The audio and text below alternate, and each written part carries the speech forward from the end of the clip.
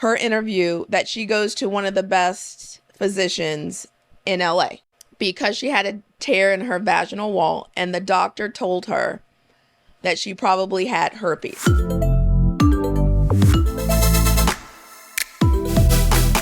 Hi everybody, welcome to another episode of Truth and Tonic for Women, where hopefully we make it make sense. So today we're getting into an area that I want to spend time on today, but we will do a follow-up, hopefully a panel discussion about it. But today is your day. We're talking about perimenopause and menopause. Huge subject. Everybody talks about it. Everybody wants to know about it. It affects everybody basically these days, that we know anyway. So we're going to try to make it make sense today. So I'm here today with Tiff. Hi. How you been? Good. What you been doing? Just went back to work. How's that? Well, Explain to me why school starts so early here. Because we get out like the end of May. But I was thinking I was really glad to see you because I got out of school and went to Hawaii for 9 days. Yes. Then I saw you, and then you went to Europe for 18 days. 17 days. And the day you got back, I went to the lake for a week. Yeah. Exactly. So that's how best friends hang out these days. Not at all over the summer. There's no Hilton Head, favorite place in the world. We haven't finished the second part of Firefly Lane. None of the best friend things. So I might have to fire her after this episode. We'll see what happens. Then I'll just stand over there in the window and stalk you. Stalker. We've done that. Didn't we talk about that on an episode? I think we did. We did a little stalking. No, that we go back to school way early. And because I am staff, I'm there a week and 2 days before kids. The kids don't come back till the 5th, which is still early. Do you have to work a full day? Yeah. 5:30 is early. Yeah. Although, since we got back from Europe, I've been up at 5:30. Exercising. No, just because of it's what, a 6-hour difference that we had. So I've been waking up early, trying to get to the gym, doing a little daily devotional because life can get crazy. You guys, I went to Europe, first day in my favorite place in the whole entire world, Italy, and going swimmingly. And I get on a train, the train takes off, and someone throws my bag outside the train with everything in it. I'm talking about underwear, shampoo, you name it, they got it. Awful. Until I realized they didn't really throw it off being mad. Somebody stole it. Yeah, someone stole my bag. And I cried for all of 10 minutes until I figured out that I got a whole entire Italian wardrobe out of this situation. And then her husband cried the rest of the time. She cried 10 minutes. He cried for 17 days. Well, when they give you lemons, people make limoncello. That's what you do. There you go. Okay, let's start off with our card question. Although since Tiffany's never been embarrassed about anything, I still just what? So that funny. Does not surprise me. I should go home and think about that. You should. Follow up. If you were a superhero, what would be your name and 3 superpowers? Oh, you guys, I'm seriously... Y'all are going to be like, there's no comparison, but I'm going with Storm because I think that's the best superhero name ever. So nod to Halle Berry on that. My name would be Storm. But I wouldn't bring the weather. I think my 3 powers would be, I could look straight in your eyes and you would tell me the truth. I'm a big truth person. I could be invisible, so I could... Oh, you'd be loving that. Oh my God. It would be so good. You'd be and then loving the third one would be, and it's a toss up between flying and time travel. Like being able to I don't know if it's time travel, but you can just bing. I think it's time travel. And then go somewhere. I'd rather do that than fly. When your husband says, I'm here, and you bing, and you're right behind him and he's not there. Travel back and forth. So you could go back and see people you want to see. I don't know. That would kind of freak me out. Make me sad. Yeah. Or happy. Yeah. So those, Okay. Oh, I like that question. Okay. Mine says, if you had to give a one sentence tagline for your life, what would it be?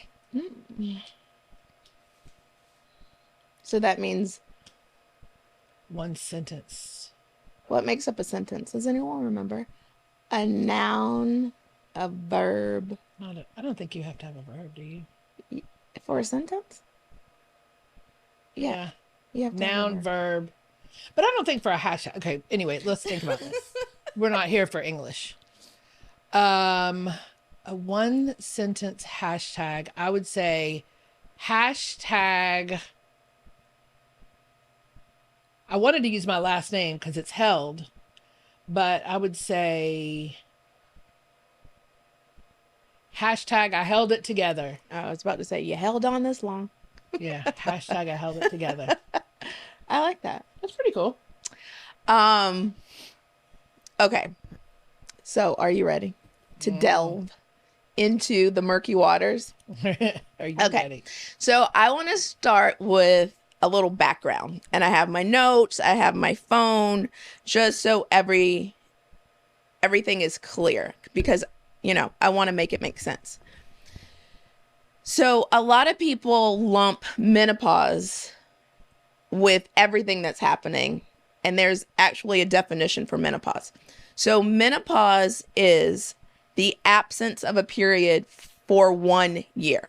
So let's just say you have a period June 17th and you don't have, that's my birthday. I know, another period again. Yes. Right? Yes. So from June 17th to June 17th, there's no bleeding. You are officially at that year. At that year mark on June 18th, you are in menopause. Yes. Everything before that is perimenopause.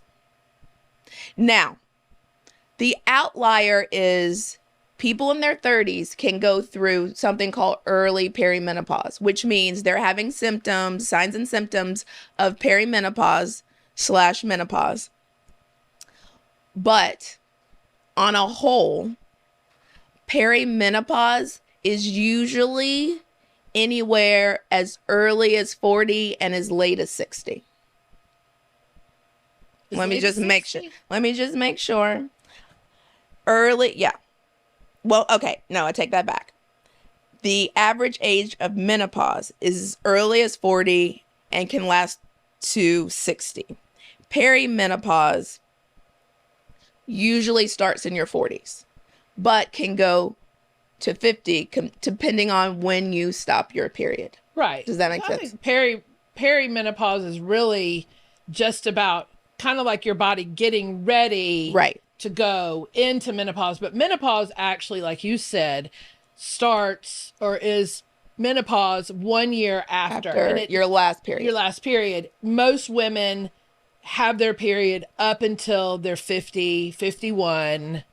Most, but not all. No, not all. I mean, there's a lot of different reasons. And that also means that you could have one period a year. You're still not in menopause. Just so we're clear. Right. So 2 periods a year, 1 in a year, no, you're still not there. So the reason that women go through perimenopausal symptoms, menopause, is because on average, women have between 200,000 to 400,000 follicles. Follicles are immature eggs.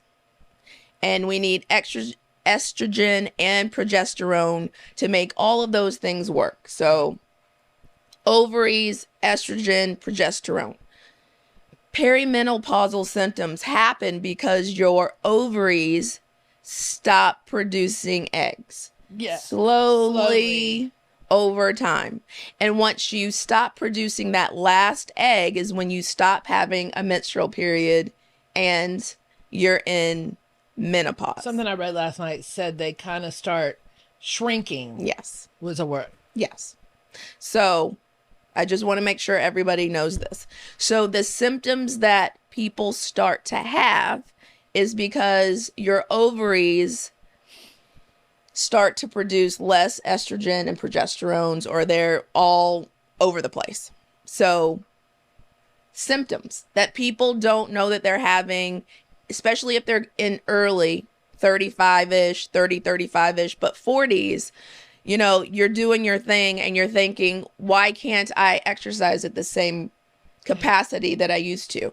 Why is my hair thinning? Why is my hair coming out in clumps or shedding?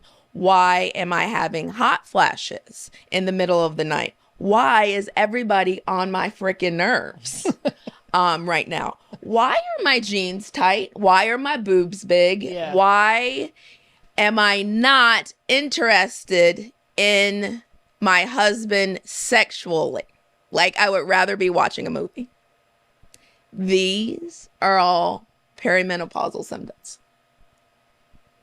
And it's a lot of them. But aren't they also menopause symptoms? Yes, they are.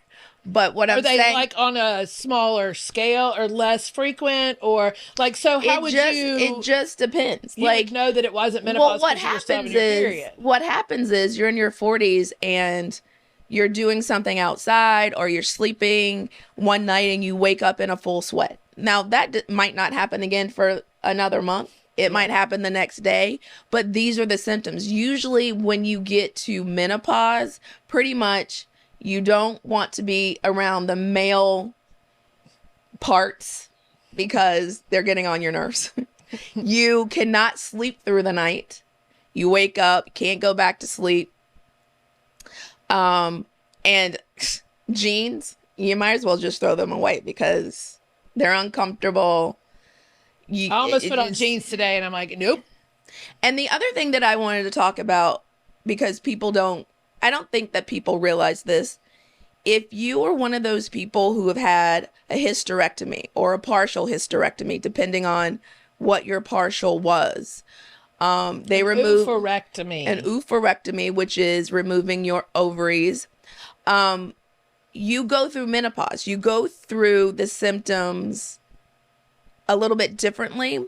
I don't think that you have as many hot flashes, but certainly the hair thinning, the weight gain, your breasts are huge. Like, I mean, you name it. It's still there. It's just not as obvious.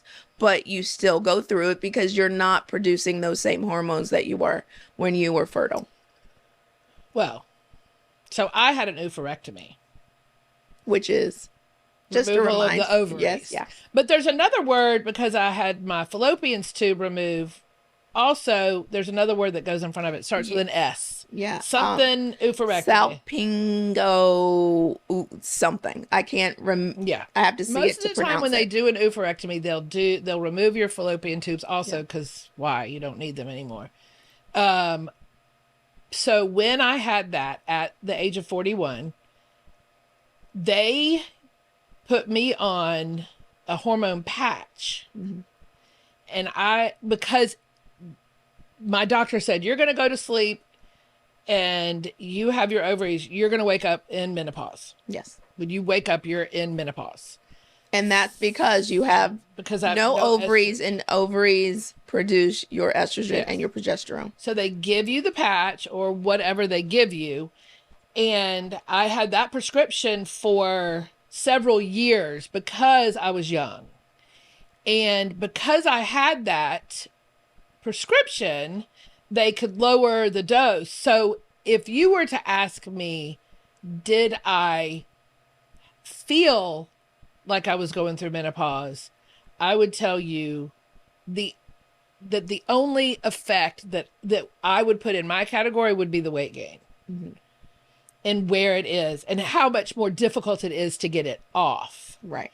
But I can't attribute all of my weight gain to that, because when you get older, it's just harder to, your body just doesn't I think that's and I think that we touched on this on another episode. You need muscle mass to burn fat. So a lot of women thinking that lifting weights will get you bulky, don't do weight training. And in your 40s, it is essential that you go pick up weights. It helps you in so many ways, not just losing weight, but to maintain your muscle mass. Because another thing that happens when you're in perimenopause through menopause is that your fat cells change. The way that your body hangs on bigger. your They said your skin, that's why your skin starts to thin. And it thins. You know, all of the body compositions, when you're young, everything is, just think about it this way. When you're young, you're plump, you're round, you're like, have all of this like glow.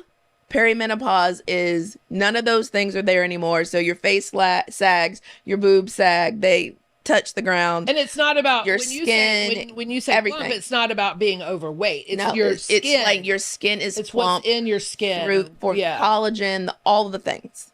So perimenopause is a very difficult thing,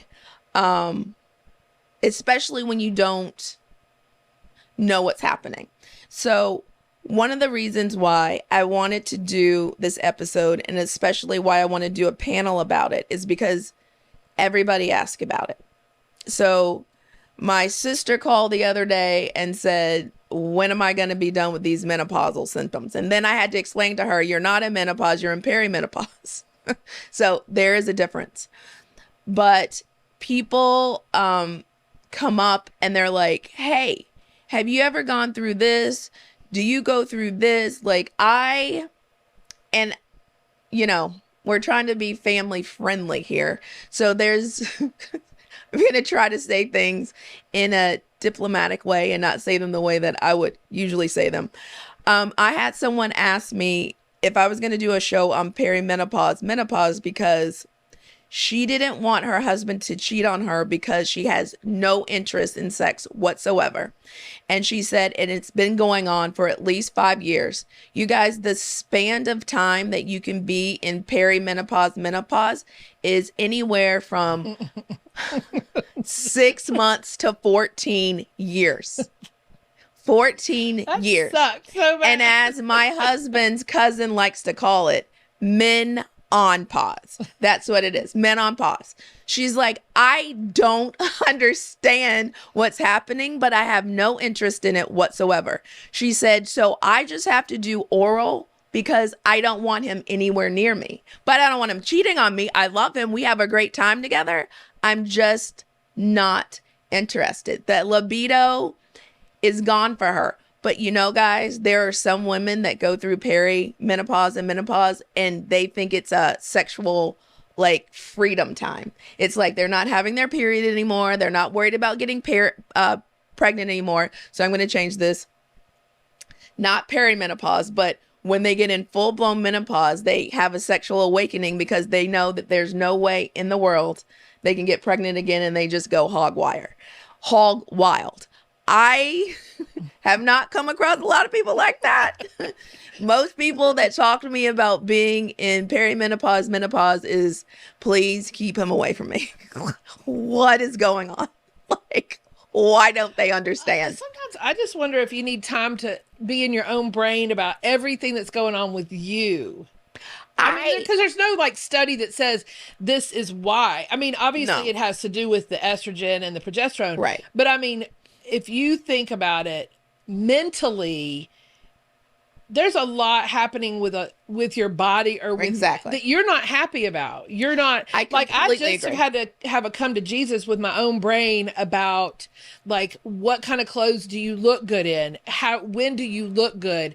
And you mean what you like versus what looks good on you. Yeah. And I have actually started following some people on Instagram that are 50 plus and have like good fashion advice. And I take a look at like, okay, Tiffany, you are not 20. You don't need to wear the clothes your daughters wear. So you don't need to go, you have to stop looking at it like that. It's great to be in good health, physically and mentally. But I think part of that mental is part of being happy with who you are, even though you're going through all these things. Right. And so sometimes we just need to concentrate on us and say, it's okay that you're going through this. You might have to change some things you do. Change what you wear. But you have to also realize that perimenopause isn't something that comes and knocks on your door and says, I'm here. No. So women are in the bathroom and they're crying and moody and bitchy for no reason and they don't know why. Just like when you're 13. Yeah. So it's like they don't know that these things are happening because they don't all happen at once. They happen at different times. That, people, when you're stressed out, you don't have your period. So what if you're stressed out at 44 for 3 weeks in a row because you're working, you have 3 kids, and your husband needs your attention, right? You're not going to think that's perimenopause. You're going to, okay. And here's the other thing. And the reason that I say that you're not going to know it's perimenopause is because people are not talking about perimenopause, menopause. Our parents didn't talk to us about it. Now we're coming to a place in time where everybody else is talking. So one of the reasons why I thought it was important to do this, I wanted to wait to maybe like the end of the season to do 2 episodes together. But Haley Berry was on Entertainment Tonight, and now it's circling around on TikTok. So she went to the doctor, and she said by her, TikTok, her interview, that she goes to one of the best physicians in LA, which makes sense. You can afford it. You should be going to one of the best doctors. She went to the doctor because she had a tear in her vaginal wall, and the doctor told her that she probably had herpes. So let me go back and explain. Herpes is a lesion that can happen outside the genitalia, inside the vaginal wall. It's like a blister. So when you get a tear or a blister in your vaginal wall, it basically looks the same. We can't say blister. We know that there's an abrasion inside. She goes to the doctor, tells her herpes is a STD. And herpes is an STI. Remember, yes, you need a condom always. And they told her that she probably had herpes. So she says that she goes on this whole like, oh my God, I have herpes. I've been with this partner. Who gave it to who? The whole 9 yards, only to realize that she was perimenopausal. Her estrogen, another sign, your vagina gets drier. It gets drier. And so that friction caused her to get a sore in her vagina, and it wasn't herpes. It was, perimenopause. Mama say menopause. And so she now has this platform where she's talking about it. And other people, Naomi Walks is talking about it. Elle McPherson is talking about it. It's out there and women don't know about it. They think that they're going crazies in their 40s or changing, which you are, but there's a reason. And I think that more physicians and more women, more physicians need to start talking about this with their patients before asked, and more women need to go to their doctor and say, this is what I think is happening. We can do a simple blood test. They'll test your FSH, which is your FSH and your estrogen to see what level that you're making. So FSH is what now I can't think of the term. Follicle stimulating hormone. I'm sure I wrote it down. I can't think. There's too many Well, I also think that most people follicle stimulating hormone and your estrogen. And they'll tell you whether, those levels are going down to tell you if you're in perimenopause or what's going on. That's what I was going to say. I think most people, if it's not talked about, most people just assume it's all or none. It's either, it's just menopause. You know what I'm saying? Most people don't think about the things that happen leading up to menopause. Because I have friends and stuff, and they're like, this one friend, she's like, I could climb into the freezer. She said, I get these hot flashes, and she's like, I open my freezer door and stick my head in. Really? But she's still not in menopause. She's in perimenopause. But thinking about it. Right. And hot flashes. Because most people don't go, oh, I'm in perimenopause. Most people think all these hot flashes are just menopause. Like I'm in menopause. Right. But you're not. And that's why I thought it was important to tell you the difference. Like menopause literally is a year without your period. Before that, it's perimenopause, usually in your 40s. And if it's before your 40s and you're in your 30s, it's premature perimenopause. And I think that it's important for people to understand that you can still get pregnant during your perimenopausal state, because one of the things that happens is your period is all over the place until leading up until you not having a period for a year. So they can be heavier, they can be lighter, they can come every other month, they can cramping can be different. You can do spotting.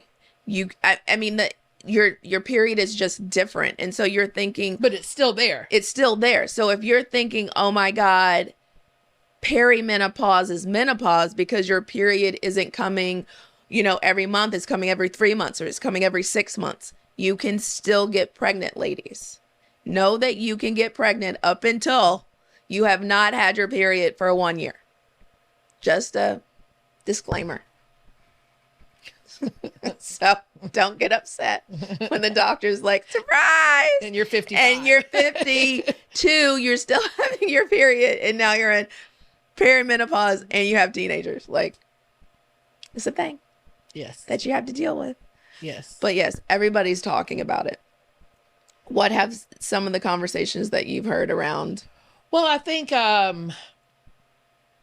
like I said, I think most people just assume that that's what it is. And most people I think you hear a lot of different ways to combat things. Like, drink this, take this pill, do this type of exercise. And I unfortunately don't think there's not one defining thing to make you feel better or to make you get through it easier. Well, I mean, I think that there's some things you can do. I mean, exercise. No, is huge. Exercise is huge. There's a lot of foods that have will help down increase caffeine. There's some foods that you can eat that will increase your estrogen. Like, I know, like edamame, like all the soy stuff, and just a healthy diet. Lots of water. And I think it's important to do the exercise. I'm terrible about it. I don't mind it once I get there. And I know when I'm sitting here that I should be like, okay, we're going to go to the gym afterwards. Even if we walk on the treadmill for 45 minutes, it's better than doing nothing. Right. Or even if we sit at home and lift weights. But I think one thing that I would hope everybody would take to heart is to realize the changes. They're normal. Do your research and help yourself, but also learn to be happy with who you are and what you've come out with. Like, the weight gain is crappy. It's really crappy, and not being able to do the stuff that you could do before. even 3 years ago. It's different. Like, I used to be able to go and work in the yard all day and come in and take a shower and go out to dinner. Well, now I work in the yard half a day and I'm like, oh yeah, I'm done. And, or, just doing the things that I used to do sometimes takes twice as long. Yeah. And, but I've had to say, it's okay. It's not a big deal. I think that a lot of women really need to concentrate on just being the healthiest you can be, the healthiest version of who you are, so you live a long, healthy life. Just because you're in menopause doesn't mean you can't do the things. No, not at all. But the other know your limitations. The other thing that I think women need to do is realize, because we're having this conversation right now because so many people don't know what they're going through until, you don't have a period for a year. But as I said, this can go on for 14 years, different things at different times. What you need to realize is that this is going on, and you need to have, those of you who are in marriages, you need to have a frank conversation with your significant other, or, long-term relationships. I'm going through this. This is why when you come in and, you just look at me the wrong way, I literally cuss you out. Or you want to cuddle in bed and I want to kill you because You're hot. I'm hot. Get away from me. Right. And most importantly, sex is not up there on my thing anymore because I don't know why. Be honest. Have a conversation. Like, I really don't know why. Yeah. It is what it is. Certainly your body's going to change. You're not going to look the same. You want to have those conversations with your husband also to say, don't ask me why I put this dress on and it doesn't look the way it did 6 months ago or last year, because you might die. I mean, but there are some people that, let's be honest. Look at women. Everybody's body's different. Just because you're in menopause doesn't mean you're going to gain weight. No, not at all. There are plenty of women out there that are rocking it. Right. And don't forget what I said. Like, everybody goes through different symptoms. Like, some people, it's their sexual awakening. For others, it's like stand back. Some people have been athletes. I think that they probably have more energy than anybody else. You know what I'm saying? Some people have a glow up. Yeah. Some people have glow up. Some people don't have perimenopausal symptoms at all.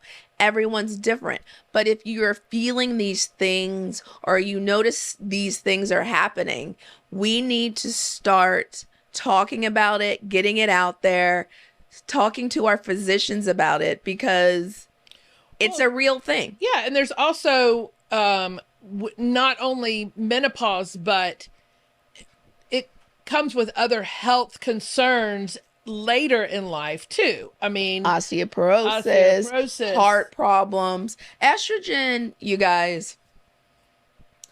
And it's a wonder hormone. Some people can't take it. And but I'm saying we had it in our bodies, and that's what we're doing. So I want to touch on this before I forget also. Back in the day when women were going through perimenopausal symptoms, and even through menopause, they would go on hormone replacement therapy, and it's gotten a really bad rap, and people are doing more research, realizing it's not as bad as it was.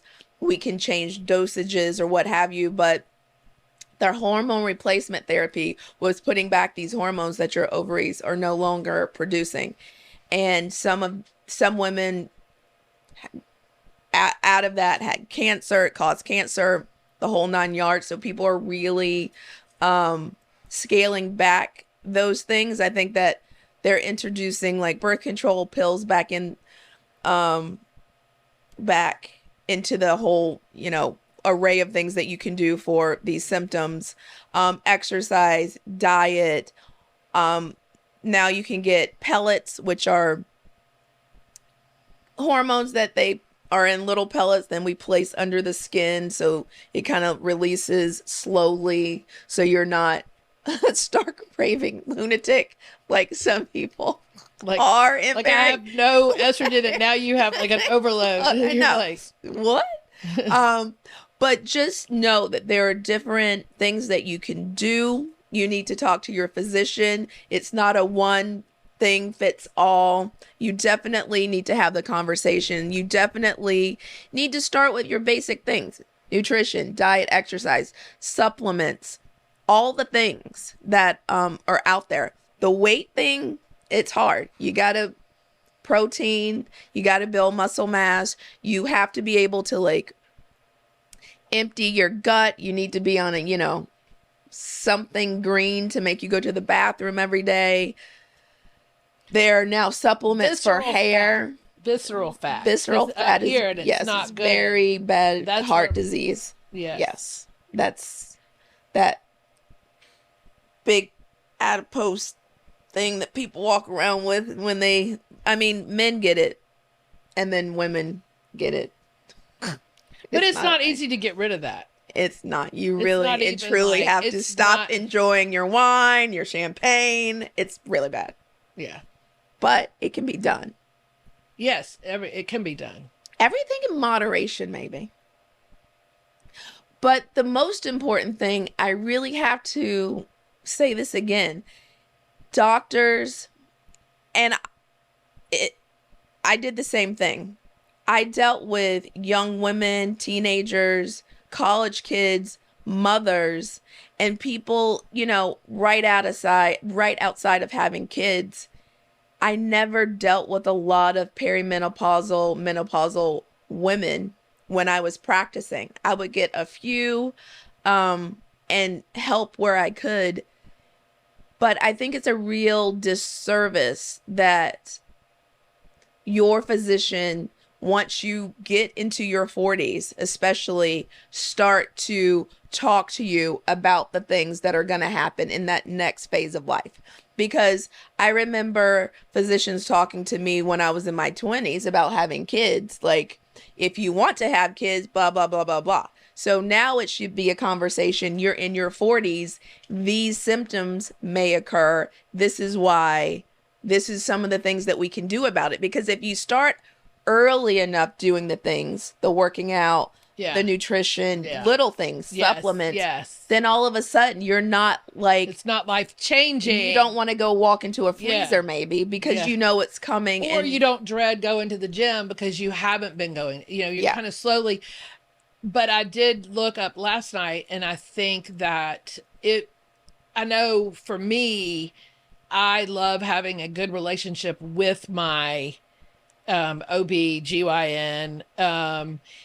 And if you don't have a good relationship, or you don't feel like you have somebody in that doctor that you can talk to, there are a lot of doctors that specialize. They're gynecologists, but they also specialize in menopause and hormones and that sort of thing. So let me just clarify that for a minute, because I don't know if everybody knows this. So an OB/GYN is basically a doctor that takes care of obstetrics, which is the OB part, and the gynecological part, which is GYN. All doctors don't have to do OB. Some doctors, they know how to do OB, but for whatever reason, they rather concentrate on the gynae part. So like, your GYN surgery, seeing women who are not having babies, concentrating on perimenopause, menopause. So I know that sometimes everyone's like, well, OB/GYN, you can just go to a gynecologist. Like, they know everything. They just chose not to deliver babies. Yeah. So just want to clarify. Yeah. So I had a fantastic OB/GYN when I had my children, and then he retired. And so I found another fantastic doctor, but she's just a gynecologist. Not just, I don't mean just. She doesn't deliver babies currently. Yes. She is a gynecologist. So, I mean, you can always step out of your little comfort zone and find a doctor that will help you if your current one's not. Because the conversation is so important, because it has so many like outreaching and I think you have to feel okay talking to them. Yes. And you also have to feel like they know what they're talking about. Exactly. And not everybody, like I just said, not everybody does. I will be the first to say that wasn't my main priority when I started taking care of women. I wasn't even thinking that far down the line. And like I said, I had never really talked to anybody about menopause my whole entire life. I don't think anyone in my family, and now I've told you guys that my mom passed away when I was 21. She was in her 40s. I still never heard anything from her. My aunts, never heard my grandmother. We had a very close-knit family. No one ever talked about it. Like, no. I literally didn't even think about it. And it was maybe a blip in the things that we had to learn when, we're learning midwifery to take care of women having babies. Certainly we touched upon it, especially the hormone replacement aspect of it, but it wasn't something that we literally should be going to continue in education classes to learn about, figure out what are the new, I don't want to say cures, because, and I want to say this too, menopause is not a disease. And I think that that's why a lot of physicians, midwives, nurse practitioners don't concentrate on it. Yet we know you're not going to die from it, but you feel like maybe you want to die sometimes because you're going through it. There's things to make it easier. Exactly. Well, I did something last week. So when I went to my new GYN, she had said like, okay, so tell me about when you had your oophorectomy. So that's been, X amount of years. And she wanted me to have a DEXA scan, DE. To check for osteoporosis. So I went and did that. It was kind of funny. They measure like your hips. It's almost like you're on a table and they x-ray, but I don't think it's really an x-ray, but then they scan your wrist and everything. And so I tried to look it up when I got here, but they called and said that I have thinning bones.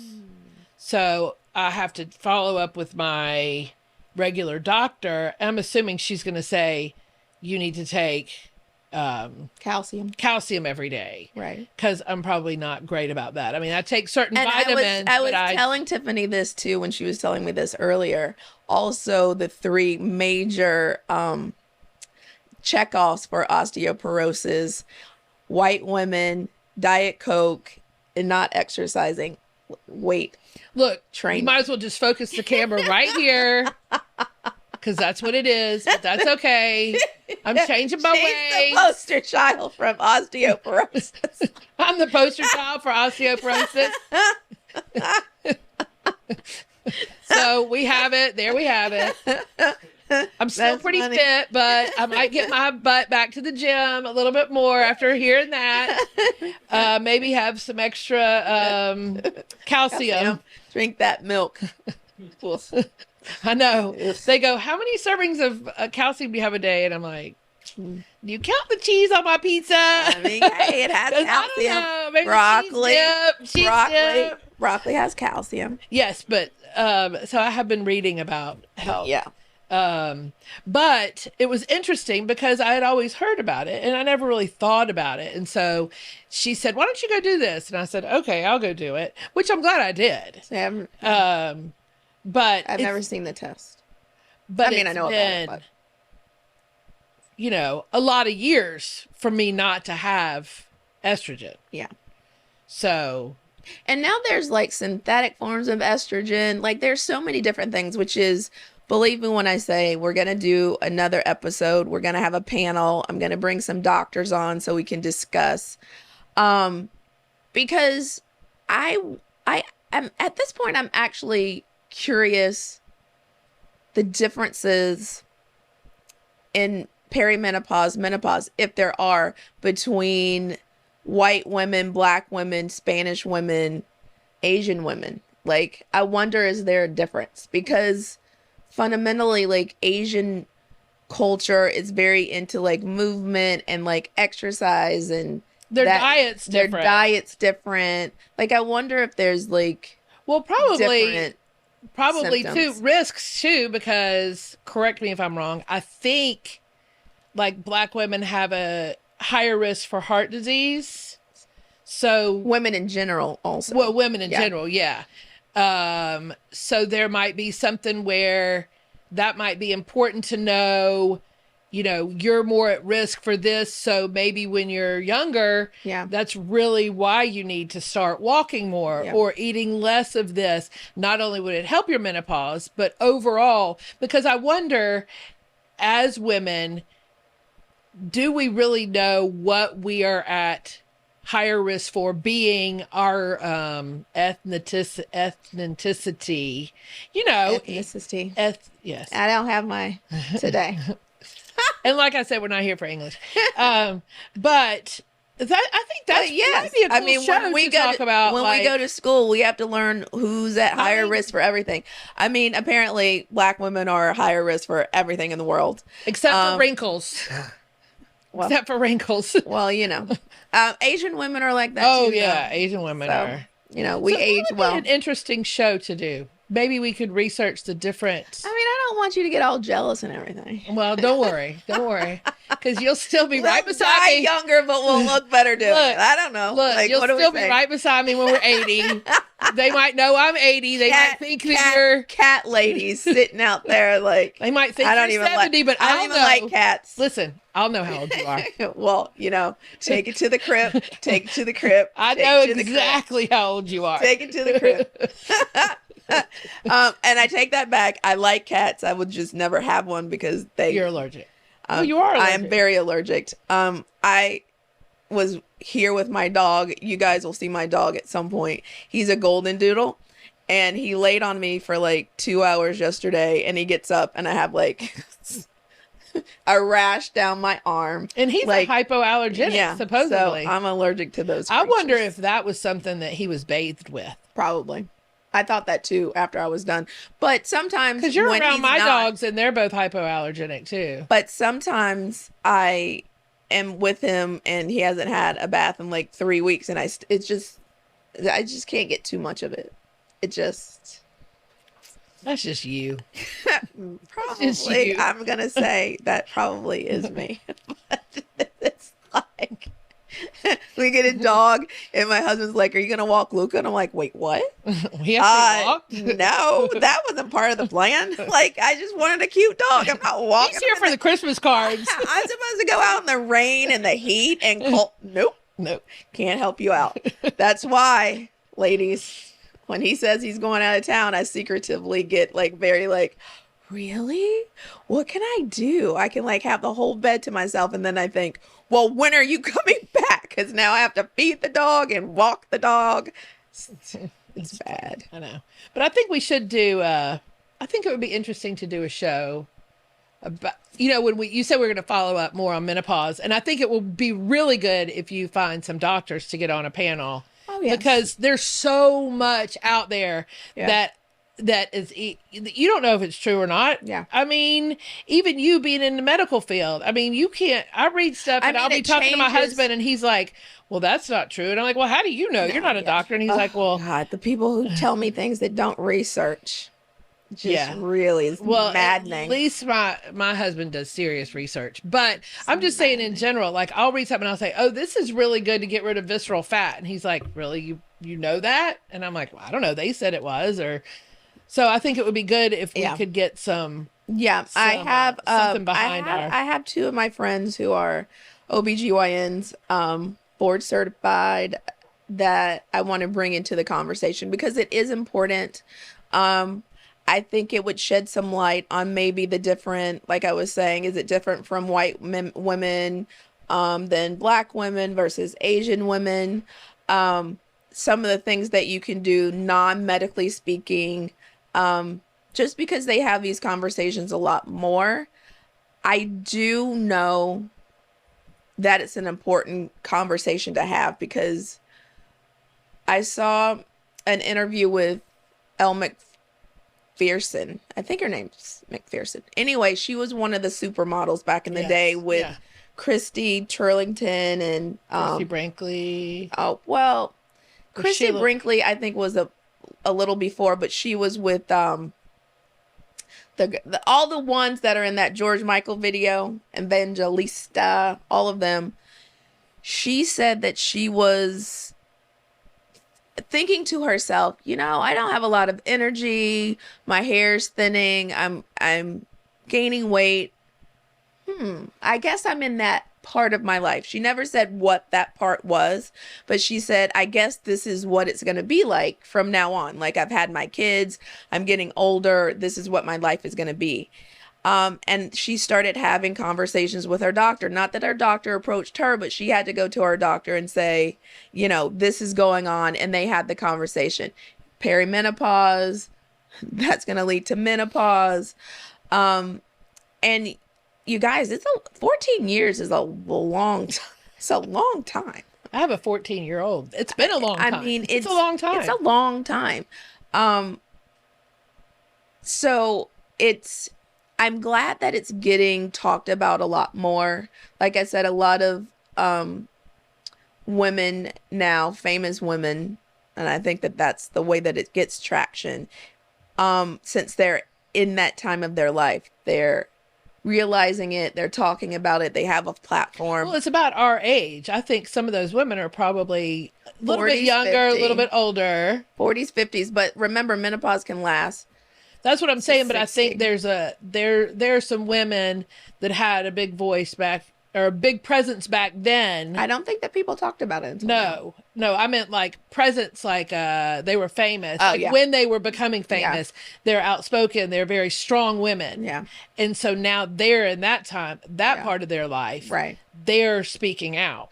And they're also saying questioning it because they don't maybe understand. No, they don't know, because they're saying, you know, no one ever talked to me about this. My parent, like, I don't know. It's like, what were our parents doing? I don't think you sit down, but I don't think that you, because you're grown up by then. So you're not a 16-year-old. Your mom's not going to sit down and go, oh, when you're 45. I mean, I think that's a good conversation to have. I don't know. There's a lot going on, though. When you want to talk to a 16 or an 18-year-old, you want them not to get pregnant. What about you come home and your mom is in tears and sweating like some weirdo, and you're like, what's going on with you? So just go to your room. But so if she didn't know, if she doesn't know something was happening, like, why do you look like you just ran 3 miles and you're yelling at me and I just said hi? Like, they knew something was reverse going on. Puberty. They knew something was going on. That's exactly what it is. Yeah. It's exactly what reverse puberty. Except for it's so much but I have more 3 daughters, and I don't devastating. think I mean, it's different now with you being in our lives. I wouldn't think, oh, my daughter comes home. I like to talk about everything. And everything. No, I'm not saying I won't talk about it, but I'm saying I don't think when my kids come in the door or I'm sitting down hanging out with my kids that I'm going to think about telling them about menopause. I'm going to tell them not to date assholes. I'm going to tell them not to date, you know, people that treat them bad. Don't get pregnant. Don't do drugs. God does not have you. God does not have you when it comes to getting pregnant.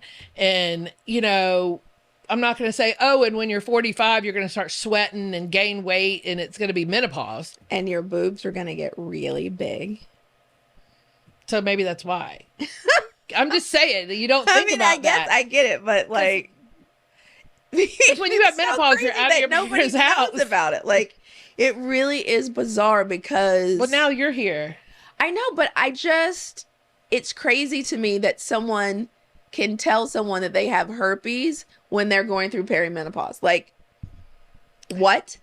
That's insanity. Well, that's an assumption. Like and that's a really one of the best doctors. It's like, that's how non-existent existing the conversation is around perimenopause and menopause. But I would think that, I mean, I would hope that maybe he said it could be this. And no, she said you have herpes. Well, see, because then I don't think that he's one of the best doctors. Well, I mean, you see a lesion in a vagina, that's what we're going with. Like, I'm going to be honest. We will do a culture because it is an open sore. And then that's probably when he was like, no, you don't have it. Well, I did your levels. Yeah. But at that moment when he examined her, that was on the table. We're going to, because we're putting menopause and STIs in the same little. If you come to me and you say, this is happening, and I tell you, you have a sore down there, what are you going to ask me? What do you think it is? It is. I think it is this. Exactly. But come on. I mean, what if she was crazy and she went home and like killed her husband? I mean, that could happen. You got to be careful what you diagnose. Well, you do. Well, I'm hopefully, he said. Or what you say. Probably but not sure, or maybe. I guess her point being, people don't talk about it enough to really know that. Exactly. People don't talk about it at all. Or what falls in that category, or what could come of it. Right.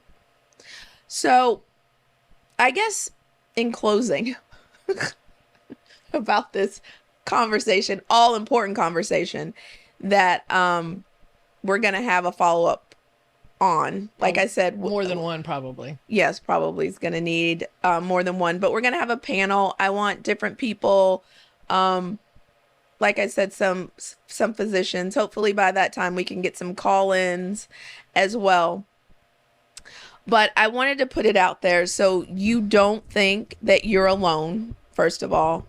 The things that you think are happening to you are happening to you. You didn't start eating any differently and gain 10, 15 pounds. Your genes fit differently because your body is beginning to be different. Your hot flashes, your mood swings, the low libido, all of those things are completely normal, and it's symptoms of perimenopause. I reiterate, they can go on for 14 years. And I also want to say, not everyone's the same. Your best friend could have no symptoms and be swinging from the chandeliers with her husband. Looking hot in a pair of jeans. Yeah. I mean, it's just the luck of the draw, I guess. But just know that there's a tribe of women out there who are going through the same thing that you are. Like I like to say, don't want to leave any woman behind, because these are important conversations. It's the start of the conversation, so you know that those signs and symptoms are out there, that there's a difference between perimenopause and menopause. The time in which you can go through it is a long period of time. There are medications you can take, as well as non-medication things that you can do to prevent, I wouldn't say prevent, but maybe to ease the symptoms a bit. Husbands, I don't know what you're going to do out there. You might just be put on the shelf for a little while. You're just going to have to get over it. Or maybe come up with some new game. I don't know. Like, is that possible? I will say this is funny. My coworker, I work at a high school, and obviously there's a lunchroom cafeteria, and they have a freezer there. And my coworker the other day said, if you can't find me, just come look in the freezer, because that's where I'll be. And we were up there helping somebody, and that was why it came up. And the lady who runs the cafeteria said, well, let me show you how to get out in case you get locked in. Oh my gosh, see, now that would freak me out. But she was like, it feels so good in there. And I've heard people like that. I have friends who go to bed with like a cup of water that's more ice than water. So when they wake up in the middle of the night, they like chug the water and it kind of cools them off. Sleeping nude, fan, ice packs. They make that sheet and that fan that hooks to the side of your bed that puts the cold air under the sheet. Oh, see. And I know that they have like bamboo pillows and sheets and cooling blankets, all those things. I mean, they all help you. I don't think that anything's going to help with those mood swings, especially when you're dealing with the day-to-day from maybe work. Maybe a glass of wine. Glass of wine. But you know, if you have too many glasses of wine, then you're going to just get, yeah. So I don't know. It's a crazy cycle, women out there. Sorry. But I hope that we were able to shed some light on it. Start a conversation. Please check in with us. Keep watching. Send us some questions. Let us know if you're interested in being on the show, calling into the show. Tell us your story. Write about it. Talk about it. Make it make sense. And above all, make it make sense. Okay, guys, we'll see you next time. Have a good day. Happy summer. Well, school's back in, so really have a nice summer with your kids at school. Bye, everybody. Thank you for watching Truth and Tonic for Women. If you have any questions, leave a comment and let us know. Also, follow us on social media to interact with the community. Like, comment, subscribe. I'll see you in the next video.